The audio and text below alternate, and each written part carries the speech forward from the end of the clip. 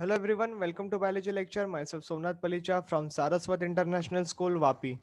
Today we are going to start with the new topic that is called as the absorption of the nutrient from the chapter called as the digestion and absorption. Okay, तो अभी हमारा जो topic है वो है absorption of the nutrients. मतलब previous lecture में हम लोगों ने काफी सारी चीजों को डाइजेस्ट कर दिया था, अभी जो डाइजेस्ट हुआ है उनको एब्जॉर्ब करने का समय आ चुका है।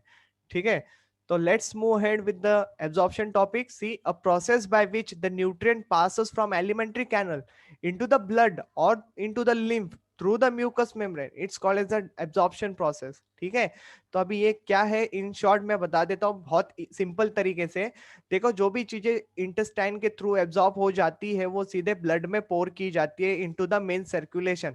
और यही ब्लड जो है हमारे पूरे बॉडी को आपस में कनेक्ट रखता है। तो जो भी न्यूट्रिएंट मटेरियल जो भी उस ब्लड में गया है वो ब्लड जो भी सेल को जिधर जिधर न्यूट्रिएंट पहुंचाना है वहां से पहुंच जाएगा। ठीक है, ये होता है इन शॉर्ट एब्जॉर्प्शन का प्रोसीजर। ठीक है, तो चलो देखते हैं अभी इसको किस तरीके से डील करना है। न्यूट्रिएंट जो हमको एब्जॉर्ब करने हैं वो है अमीनो एसिड्स, मोनोसैकेराइड्स यानी कार्बोहाइड्रेट, फैटी एसिड्स, उसके बाद glycerols, salts in the form of electrolytes and the vitamin and the water. ठीक है, तो इतनी सारी चीजें हैं जो हमारी बॉडी में एब्जॉर्ब की जाती है। तो जैसे कि साइट ऑफ एब्जॉर्प्शन के ऊपर ध्यान देते हैं। मैंने अभी आप लोगों को कहा कि इंटेस्टाइन के अंदर एब्जॉर्प्शन होता है, तो देख लो कम से कम नहीं, maximum 90% absorption will be taking place in the small intestine. और जो कम से कम है what is that is the 10% will be taking place in the stomach and in the large intestine. तो सबसे ज्यादा एब्जॉर्प्शन प्रोसेस जो है वो स्मॉल इंटेस्टाइन में परफॉर्म किया जाता है और 10% जो है वो हमारे स्टमक एंड लार्ज इंटेस्टाइन में किया जाता है। ठीक है, और कार्बोहाइड्रेट का थोड़ा बहुत जो है वो हमारे माउथ के अंदर भी हो जाता है। ठीक है, तो चलो थोड़ा सा देख लेते हैं। Salt, alcohol, drugs like aspirin, sugars are absorbed in the stomach. तो क्या क्या बोल रहे हैं? Salt, alcohol, drugs like aspirin, sugars, these are absorbed in the stomach. जैसे कि amino acid, vitamin B complex and the vitamin K, okay, these are absorbed in the large intestine. But absorption mainly occurs in the small intestine. ये भी बात मैंने already आपको बता दी है। ठीक है, ये कुछ इंट्रोडक्शन था। सिमिलरली आप लोगों को जो डिफ्यूजन प्रोसेस के बारे में अभी आप लोगों को समझना है, मतलब इन शॉर्ट एब्जॉर्प्शन के बारे में जो समझना है वो इनके थ्रू होता है। या तो सिंपल डिफ्यूजन होगा, या तो ऑस्मोसिस किया जाएगा, या तो फैसिलिटेटेड डिफ्यूजन किया जाएगा, या तो एक्टिव ट्रांसपोर्ट किया जाएगा। फैसिलिटेटेड डिफ्यूजन का मतलब क्या, यहाँ पे कोई ना कोई कैरियर प्रोटीन लगेगा। क्या लगेगा? कैरियर प्रोटीन लगेगा। तो ये मार्क कर लो पॉइंट बेटा, यहाँ पे ये इंपॉर्टेंट है। ये हम लोगों ने बहुत बार डिस्कस कर चुके हैं, cell the unit of life में बात कर लिया है, ट्रांसपोर्ट में बात कर लिया है। ओके, तो मुझे नहीं लगता यहाँ पे और कोई ज्यादा एक्सप्लेनेशन की जरूरत है कि यही सारी बातें हम लोगों ने की थी, right? So see simple diffusion, osmosis, facilitated diffusion and the active transport, ये इतने प्रोसीजर के थ्रू हमारे एब्जॉर्प्शन होते हैं। तो चलो देखते हैं एक एक करके। तो सबसे पहले स्क्रीन पे आ रहा है मोनोसैकेराइड्स को लेके बात करते हैं। Absorption takes place in the stomach and in the intestine, वो भी इंटेस्टाइन का एक पार्ट देके रखा है, जेजनम। ओके, तो यहाँ पे हमारा जो मोनोसैकेराइड्स है इनका एब्जॉर्प्शन चलता है। जैसे कि नोट करने वाली बात क्या है, जो ग्लूकोज और गैलेक्टोज है उनको एक्टिवली ट्रांसपोर्ट किया जाता है, मतलब with respect to you can say energy. Okay, energy के थ्रू ये सारी बातें हमारे बॉडी में चली जाती है, एब्जॉर्ब की जाती है। और इनके लिए कैरियर चाहिए होता है, वो है sodium ion, plays a very important role in this process. मैंने आप लोगों को पहले से बोल के आ रहा हूं, अगर मानो सोडियम अंदर जा रहा है सेल के अंदर तो वो साथ में ग्लूकोज लेके जाएगा, क्योंकि ग्लूकोज अकेला अंदर नहीं जा सकता, उसको कैरियर प्रोटीन चाहिए होता है।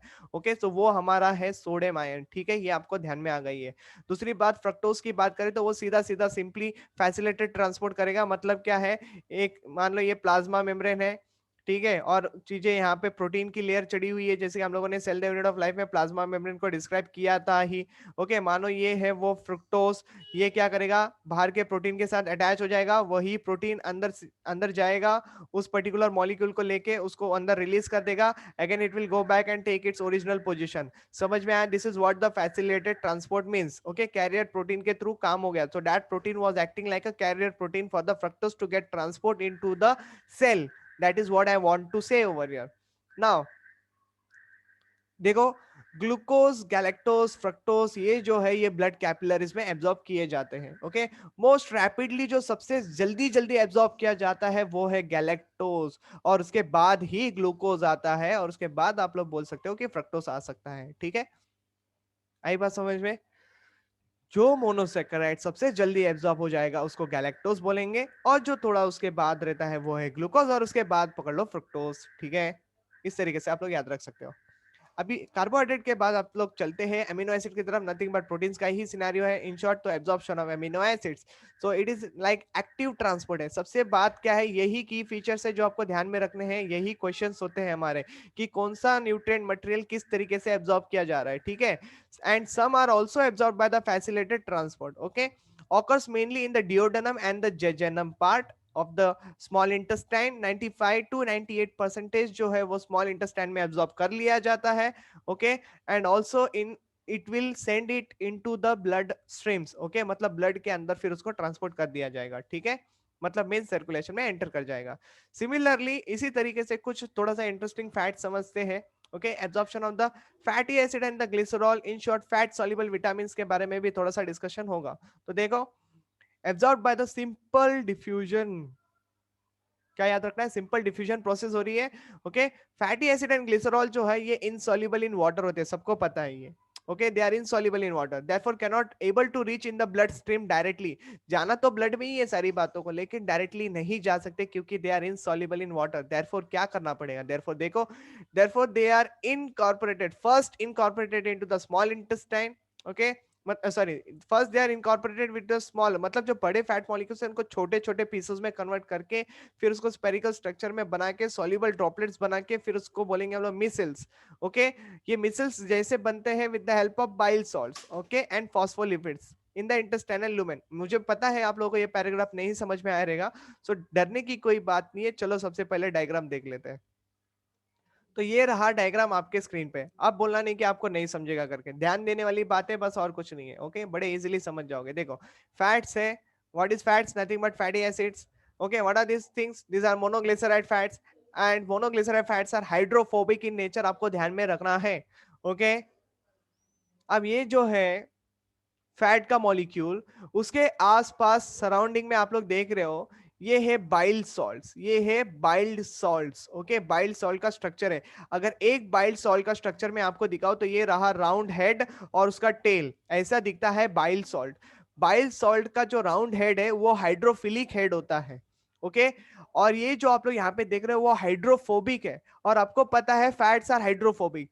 तो बाइल अपने आप को फैट्स के सराउंडिंग में इस तरीके से अरेंज करते हैं कि उनका हेड पार्ट बाहर की तरफ रह जाता है, और टेल पार्ट जो कि हाइड्रोफोबिक है वो हाइड्रोफोबिक एरिया के पास, मतलब फैट्स के पास टर्न आउट कर लेते हैं। ठीक है, मेरी बात समझ में आई, मतलब हाइड्रोफोबिक हाइड्रोफोबिक एक साथ रहेंगे और हाइड्रोफिलिक एरिया बाहर के डायरेक्शन में रहेगा। अब ये इजीली कन्वर्ट हो सकता है ना, अब ये इजीली लिया जा सकता है सेल्स के थ्रू। समझ में आ रही है बात, पहला हाइड्रोफोबिक था इसलिए एंटर नहीं कर पा रहा था, लेकिन अभी क्या कर दिया, बाहर से हाइड्रोफिलिक दिखता है इसलिए एंटर कर जाएगा। ठीक है, तो देखो यहाँ पे monoglyceride fats plus bile salts together will be called as micelles.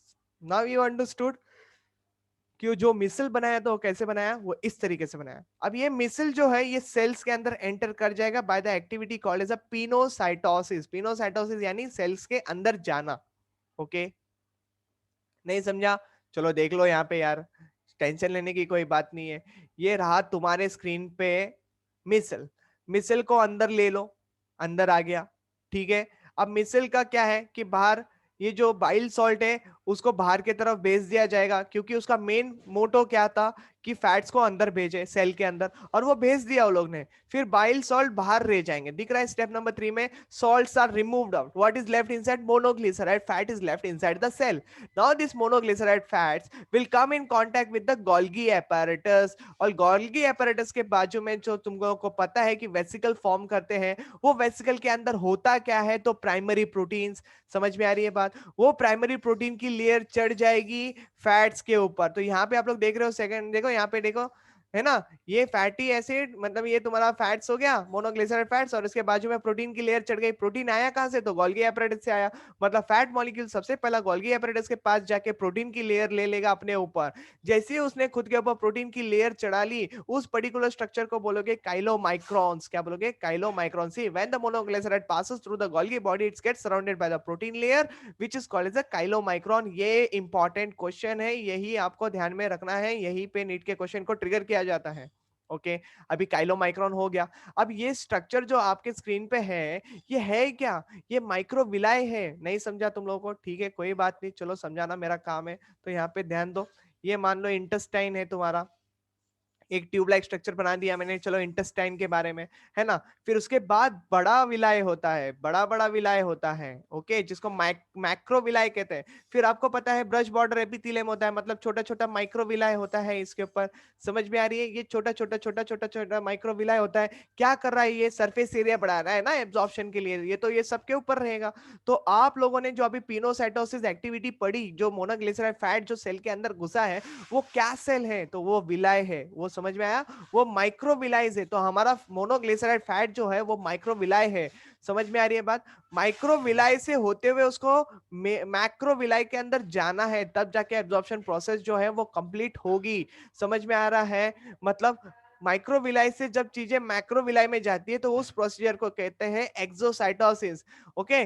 और जब जब चीजें इंटेस्टाइन से होते हुए वो एंटर करती है माइक्रोविलाय में, तो हम लोग उसको बोलते हैं pinocytosis. What is the problem in that? Okay, nothing ना।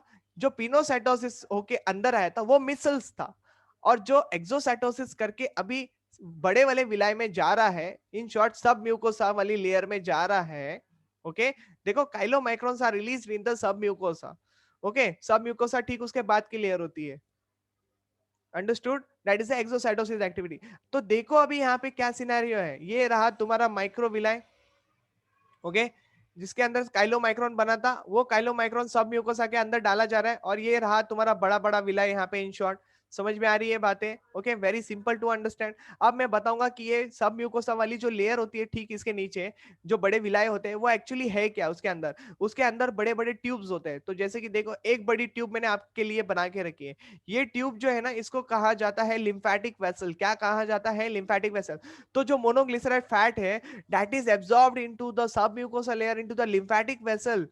Okay, और जो एब्जॉर्ब होता है वो कौन से फॉर्म में होता है? Fats in the form of chylomicrons. Understood? In the form of chylomicrons उसको लिया जाता है और उसको लिम्फेटिक वेसल्स में पोर किया जाता है। काइलोमाइक्रोन जो है ये मिल्की कलर में होते हैं। कौन से कलर में होते हैं? मिल्की व्हाइटिश कलर में होते हैं।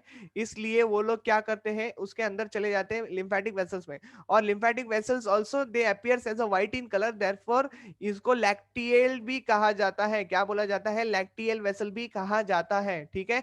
और ये लैक्टियल वेसल्स आगे जाके मेन ब्लड सर्कुलेटरी सिस्टम को कनेक्टेड रहते हैं। मतलब इन शॉर्ट क्या है, तो फैट्स को डायरेक्टली ब्लड के अंदर डिपॉजिट कर दिया गया है। ओके, जो कि मेन सर्कुलेशन से होते हुए आगे चले जाएगा।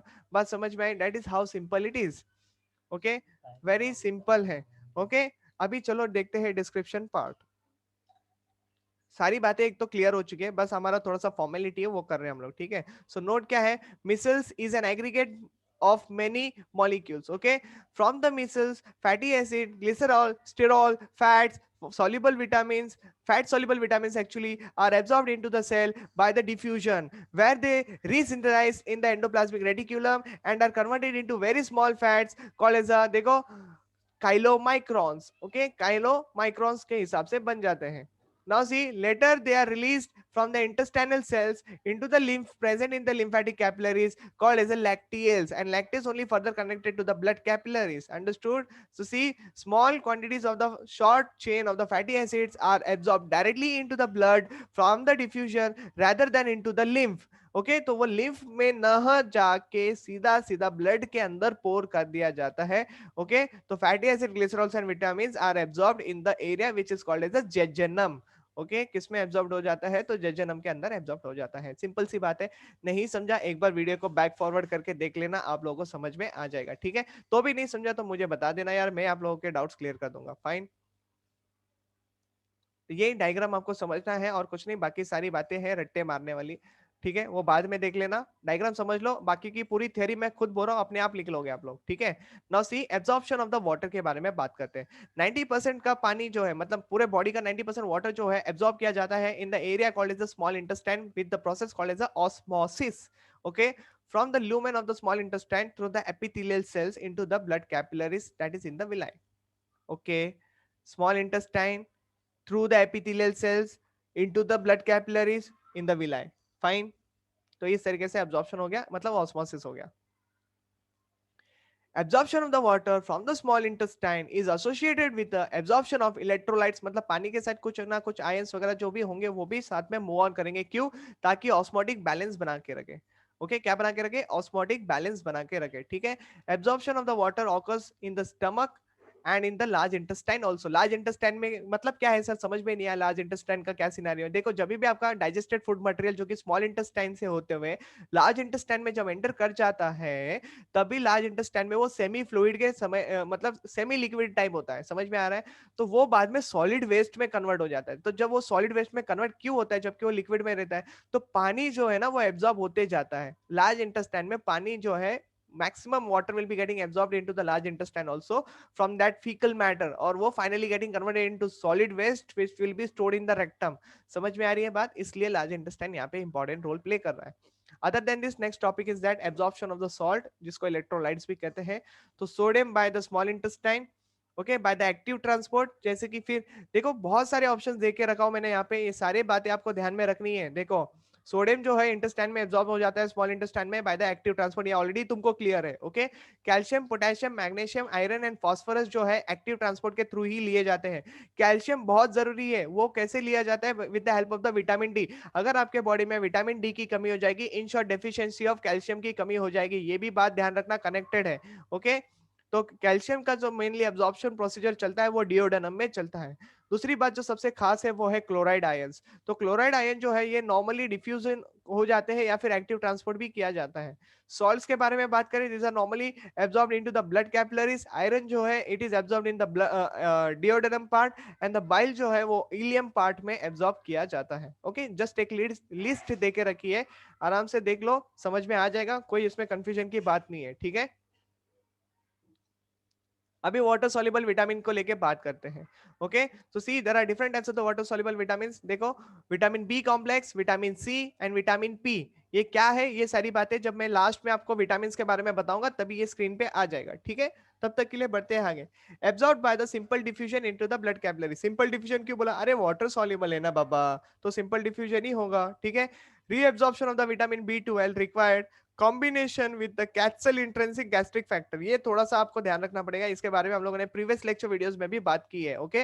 Reabsorption of vitamin B12 required combination of कैप्सल intrinsic gastric factor which is produced by the stomach for its absorption. तो कैप्सल इंट्रिंसिक फैक्टर विटामिन B12 को एब्जॉर्ब करने में मदद करता है, इन शॉर्ट कहने का मतलब ये है, ठीक है। अभी एब्जॉर्प्शन ऑफ एल्कोहल, ओहो, एब्जॉर्प्शन ऑफ एल्कोहल के बारे में टॉपिक आ गया है। देखो बड़ा इंटरेस्टिंग है ना, दिमाग में आ गया रहेगा सर हम लोग तो अल्कोहल कंज्यूम नहीं करते। अरे नहीं करते तो क्या हुआ, देख लो ना, ठीक है। जो करते हैं उनके लिए है। Because of alcohol is lipid soluble it's been be absorbed into the stomach. ये क्या है? एक तो लिपिड सॉल्युबल सब्सटेंस है। देखो, because alcohol is lipid soluble it's been to be absorbed in the stomach, लेकिन alcohol absorb more rapidly in the duodenum area. क्यों पता है? स्टमक के अंदर भी सरफेस एरिया है, लेकिन अगर मैं स्टमक को डिओडेनम के साथ कंपेयर करूं तो डिओडेनम का सरफेस एरिया बहुत ज्यादा है। समझ में आ रही है बात? इसलिए एल्कोहल का सबसे ज्यादा एब्जॉर्प्शन डिओडेनम एरिया में हो जाएगा फटाफट एकदम। आई बात समझ में? That is only the thing over there. Coming to the next part, note की बात करते हैं। Amino acid, monosaccharide, short chain fatty acid, minerals, water soluble vitamins and water are absorbed in the blood, whereas fatty acid, glycerol, glycerides, fat soluble vitamins are absorbed into the lymph। ये बात समझ में आई? तभी तो lymph के through होते हुए हम लोगों ने देखा फैट जो है ब्लड में जा रहा है। तो पहले लिम्फेटिक वेसल आया था कि नहीं, है कि नहीं, सब म्यूकोसा वाली लेयर में। नहीं समझा? फिर से एक बार वीडियो लेक्चर को बैक करके देखो, समझ में आ जाएगा, ठीक है। बढ़ते हैं आगे। Now see assimilation of the proteins, carbohydrates and the fats. अभी देखो, डाइजेस्ट कर लिया, एब्जॉर्प्शन कर लिया। अब एब्जॉर्प्शन क्यों किया? तो ताकि कुछ ना कुछ काम करे ना, तो वो काम के प्रोसेस को कहते हैं assimilation. so proteins here, amino acids are not stored but it is used for the cells for the synthesis of the proteins, okay। amino acid का काम क्या है? प्रोटीन बनाने का ही तो काम है, खास करके हमारे बाल बनाने का, हमारे नाखून बनाने का, हमारी ग्रोथ करने का। Many works are there, okay. कुछ चीजें रिपेयर करने की जरूरत पड़ी तो उनको रिपेयर भी कर देंगे, ठीक है। नेक्स्ट वाला देखो स्क्रीन पे, अगर बहुत ज्यादा एमिनो एसिड बॉडी में पड़ा हुआ है तो उसको कन्वर्ट कर दिया जाएगा ग्लूकोज में, और ग्लूकोज को कन्वर्ट कर दिया जाएगा फैट्स में, और उसको स्टोर करके रखेंगे फैट सेल्स के अंदर। लेकिन ये प्रोसीजर जो है वो इरिवर्सिबल है, मतलब फैट्स को तोड़ के मैं फिर से ग्लूकोज नहीं बना सकता, ग्लूकोज को तोड़ के मैं एमिनो एसिड नहीं बना सकता। It is a irreversible reaction, ये आपको ध्यान में रखना है। Once the excess of amino acid gets converted into fats, it is a irreversible process. बहुत इंपॉर्टेंट नोट है बाबा। नेक्स्ट सिनारियो ध्यान दो। एमिनो एसिड को जाना पड़ता है डीएमिनेशन प्रोसेस के लिए इन द लिवर, वो फिर कन्वर्ट हो जाएगा ग्लूकोज में, और ग्लूकोज जो है it can be used as a fuel. Okay, so deamination process actually क्या है, तो देखो, removal of the amino group, okay, removal of the amino group to form the ammonia. और अमोनिया क्यों बनाया जाता है, ताकि उसको यूरिया में कन्वर्ट कर दिया जाए। और यूरिया क्या है, तो लेस टॉक्सिक मटेरियल है, ज्यादा देर तक बॉडी में रह सकता है। लेकिन मानो अगर बॉडी में नहीं रखना है तो it will filter out from the blood in the kidney. समझ में आई बात? और किडनी के थ्रू फिल्टर हो गया तो बस बात पता है तुमको आगे क्या होने वाला है, उसको बॉडी से बाहर फेंकना होगा। ठीक है, सिंपल सी बातें हैं एकदम। Now let's see over with respect to the carbohydrate. Okay, the glucose, fructose, galactose, ये सारी जो बातें हैं ना, इसको ग्लाइकोजेनेसिस करके देखो। जेनेसिस का मतलब बनाना, मतलब हम लोग ग्लाइकोजन बना रहे हैं किसके थ्रू, ग्लूकोज को ग्लाइकोजन में कन्वर्ट करो, या फ्रक्टोज को ग्लाइकोजन में कन्वर्ट करो, या गैलेक्टोज को ग्लाइकोजन में कन्वर्ट करो, इसलिए प्रोसेस को कहा जाता है ग्लाइकोजेनेसिस। समझ में आया? जो कि लीवर में हो सकता है या तो फिर मसल्स में हो सकता है। मतलब ग्लाइकोजन को स्टोर किधर किया जा सकता है, लीवर में, या तो फिर मसल्स के अंदर स्टोर किया जा सकता है। ठीक है, समझ में आई बात? तो in animals the actually carbohydrates get stored in the form of glycogen. Okay, it's very simple. Now बात करते हैं deficiency of the glucose in the blood. तुमको पता है अगर डेफिशिएंसी हो जाएगी ग्लूकोज की बॉडी में तो तुमको ग्लूकोज की रिक्वायरमेंट है। तो ग्लूकोज बनाएंगे कैसे, तो ग्लाइकोजन को कन्वर्ट करेंगे ग्लूकोज के अंदर, इसको बोलते हैं ग्लाइकोजेनोलाइसिस। देखो, ग्लाइकोजेनोलाइसिस, लाइसिस यानी ब्रेकडाउन, यानी ग्लाइकोजन को तोड़ना है और ग्लूकोज को बनाना है। That is what the simple explanation over here. Easy है ना एकदम। मान लो ग्लूकोज बहुत ज्यादा है और बॉडी में ग्लूकोज को मेंटेन करना पड़ेगा, तो इंसुलिन मदद करेगा ना तुमको। इंसुलिन क्या करेगा, ग्लूकोज को मेंटेन करेगा, उसको, समझ में आ रहा है, ग्लाइकोजन में कन्वर्ट कर देगा। लेकिन मानो ये ग्लाइकोजन जो ग्लूकोज में कन्वर्ट हो रहा है, यहाँ पे एक हार्मोन आ सकता है क्या? बिल्कुल आ सकता है, जो इंसुलिन के एकदम अपोजिट काम करता है, उसका नाम है ग्लूकागॉन। समझ में आई बात? तो ग्लूकागॉन क्या करता है, शुगर लेवल को मेंटेन करता है। कब? जब तुम्हारे बॉडी में शुगर की कमी होगी। समझ में आई बात? अगर ज्यादा होगा शुगर तो इंसुलिन मदद करेगा, लेकिन कम होगा शुगर तो ग्लूकागोन मदद करेगा। In short, antagonistic to each other. बात समझ में आ रही है तुम लोगों को? ठीक है, बढ़ते हैं आगे के तरफ। देखो, ना, मसल ग्लाइकोजन जो होते हैं, मसल्स में जो ग्लाइकोजन स्टोर होते हैं, उनका क्या काम है सर? अरे बाबा, मसल कॉन्ट्रैक्शन तुम लोग करते हो ना, तो ऐसे ही हो जाता है क्या? ग्लाइकोजन मदद करके देता है। ठीक है, glucose use for the energy production. Glucose can be converted into the fats and can be store in our body. कहां पे रखेंगे स्टोर करके बाबा? Below the skin, around the organs. Around the organs के यहाँ पे क्या काम है बाबा? प्रोटेक्शन का काम है। समझ में आ रही है बात? इधर उधर का शॉक एब्जॉर्ब करने का काम करेंगे वो लोग, बहुत सारी बातें हैं, इंसुलेटिंग जैसा काम करेंगे। तुम खुद देख लो यार, जो मोटे लोग रहते हैं उनको ठंडी बहुत कम लगती है। समझ में आ रही है बातें? चलो बढ़ते हैं आगे। Coming to the next part over here, fats की बात करते हैं। देखो, fats are store in the subcutaneous layer, यानी मेसेंट्रीज के अंदर भी स्टोर करके रखा जाता है। Fats are source of the fuels for the cells, जैसे कि मैंने बोला, act as insulating substance, protective roles are there, packing material का भी काम करते हैं। लीवर के अंदर फैट जो है वो कन्वर्ट कर दिया जाता है into the amino acids and the glucose. Okay, in liver phospholipids are formed which are returned to the blood to used by the cell. Okay, return to the liver। देखो क्या बोल रहा था मैं, sorry. In liver the phospholipids are formed which are return to the blood which is used by the cells. Okay, अभी सारी बातें कर ली, खाना खा लिया, डाइजेस्ट कर लिया, एब्जॉर्प्शन कर लिया, एसिमिलेशन कर लिया। अब किस बात का राह देख रहे हो? यस, सही बात है, इजेक्शन का राह देख रहे हो। सही बात है ना, इजेक्शन के बारे में समझते। देखो, see, elimination of the undigested material, that is called as a chyle. Okay, chyle is what? Undigested material. After absorption converted into the faeces. Okay, undigested food goes in the colon where water absorption takes place, where it remains for 36 hours। इससे ज्यादा भी हो सकता है, ठीक है, ये तो जनरल क्राइटेरिया देके रखा है। Okay, from colon it will move to the rectum by activity called as a peristalsis movement. मतलब सीधा ईसोफेगस से स्टार्ट हो जाता है ना, वो तुम्हारे रेक्टम तक तो चलती ही रहती है बातें, एनस लेवल तक भी जाता है पेरिस्टाल्सिस मूवमेंट। मतलब चीजें जो बॉडी में मूव करती है वहां पे एक ही मूवमेंट होता है, peristalsis movement. Okay, then the rectum, then the dilation urge will be there. Urge आ गया मतलब तुमको पता है कि तुमको ऑफिस जाने का टाइम आ गया है, so faeces will be removed out. Okay, that is what you know. Okay, so faeces जो होते हैं वो येलो कलर में होता है, क्यों मालूम है आपको? किस लिए?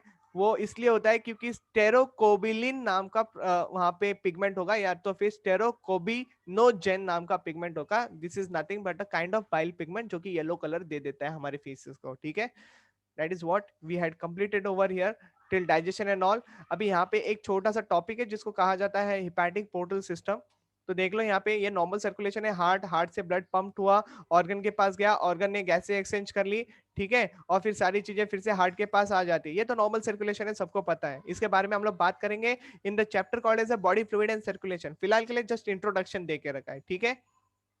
अब देखो, बढ़ते हैं हिपैटिक पोर्टल सिस्टम के पास। तो हिपैटिक पोर्टल सिस्टम बोला मतलब लीवर तो आना चाहिए, क्योंकि हिपैटिक वर्ड यूज कर रहे हैं सर, सिंपल सी बात है, और हार्ट भी आना चाहिए।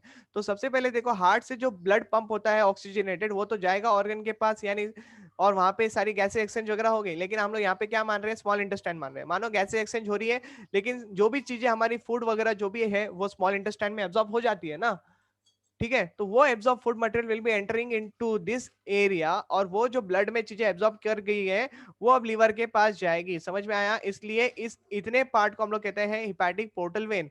ओके, मैंने लीवर के बारे में बताया था, तभी मैंने पोर्टल ट्रेड के बारे में बात की थी। ओके, आप लोग उसको एक बार देख लेना, आप लोगों को समझ में आ जाएगा कि मैं यहाँ पे ये क्यों पढ़ा रहा हूँ। ओके, और उसके बाद लीवर से फिर से सारी चीजें जो कि हार्ट के पास जाएगी। यहाँ पे क्या है, तो डीऑक्सीजनेटेड ब्लड एंड ऑल पहुंच चुका है हार्ट के पास, जो कि फर्दर प्योरीफाई होने वाला है, ठीक है।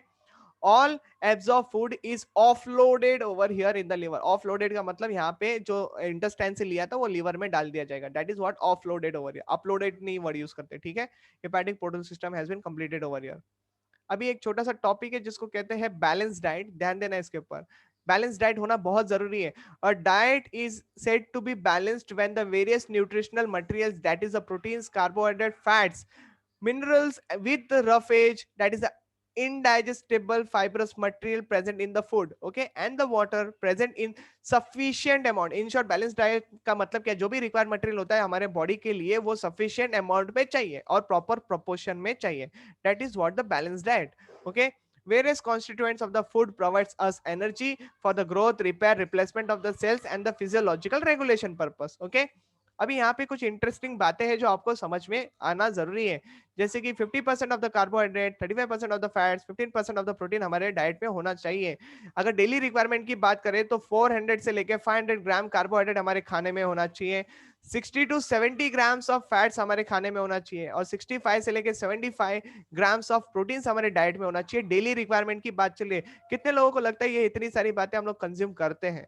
ओके, नहीं ना। देख लो, आप लोग हिसाब लगा लो, आपको समझ में आ जाएगा। It varies from person to person also, ये जो वेटेज यहाँ पे देके रखा है, लेकिन फिर भी उतनी रिक्वायरमेंट तो चाहिए ही। Okay, normal basic adult person के लिए। Now, very interesting topic, calorific value and the physiologic value has been given on the screen, that is with respect to the carbohydrate, fats and the proteins। Compulsory याद रखना है आप लोगों को ये values। Okay, macronutrients है carbohydrate, proteins and the fat, these are called as the macronutrients। Gross calorific value जो है, देखो कैलोरीफिक वैल्यू को जो है उसका यूनिट क्या है, किलो कैलोरी पर ग्राम, इतना चाहिए, मतलब 4.1। अगर कैलोरीफिक वैल्यू इसका है तो फिजियोलॉजिक वैल्यू कितना होगा, दैट इज किलो कैलोरी पर ग्राम के हिसाब से, तो 4। ओके, यहाँ पे प्रोटीन की अगर 5.65 है तो फिजियोलॉजिक वैल्यू उसका 4 हो जाएगा, फैट्स का 9.45 है तो उसमें फिजियोलॉजिक में उसका 9 हो जाएगा। 1 किलो कैलोरी सबको पता है 1000 कैलोरीज होता है, सही बात है। अभी देखो difference between calorific value and the physiologic value क्या है। तो कैलोरीफिक वैल्यू का डेफिनेशन है, it is the amount of the energy which is produce on complete combustion of 1 gram of food substance in the calorimeter in a laboratory, whereas here physiologic value का मतलब होता है, it is the amount of the energy produced on oxidation of 1 gram of the food substance in the body, okay। Now see over here, second point, calorific values of the carbohydrate, proteins and fats are 4.1 kilocalorie per gram, 5.65 and the 9.45 जो अभी हम लोगों ने ऊपर table में देखा। Similarly यहाँ पे भी 4 एंड 9 आ जाएगा। 9 किसके लिए है तो आपको पता है, फैट्स के लिए, ठीक है। ये आपको ध्यान में रखना ही पड़ेगा वैल्यूज, कोई ऑप्शन नहीं है, यू हैव टू रिमेंबर, इसके ऊपर क्वेश्चंस आते हैं। Okay, it is more than the physiologic value and it is less than the gross calorific value, ठीक है। ये हमारा यहाँ पे एक टॉपिक जो है वो खत्म हो गया है, आज का लेक्चर यहाँ पे खत्म हो गया है। नेक्स्ट लेक्चर में हम लोग काफी इंटरेस्टिंग बातें करने वाले हैं, and that will be our last lecture of the digestion. मिलेंगे आपको नेक्स्ट लेक्चर से। Keep reading your NCERT textbook. Okay, take care, bye bye.